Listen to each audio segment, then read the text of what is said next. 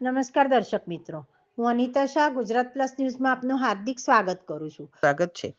વડોદરા શહેરમાં સમતા વિસ્તારમાં રામેશ્વર મંદિર પાસે લાઇટની કામગીરી દરમિયાન કરંટ લાગ્યો હતો. લાઇન બંધ કરીને કામ કરતા જીઈબીના કોન્ટ્રાક્ટર પર કામ કરતા ધર્મેન્દ્રભાઈ હસમુખભાઈ જયસ્વાલ, જે ભણિયારાના વતની છે, જેઓને થાંભલા ઉપર જ કરંટ લાગતા જીવ ગયો. હાલ 108ના માધ્યમથી હોસ્પિટલમાં મોકલવામાં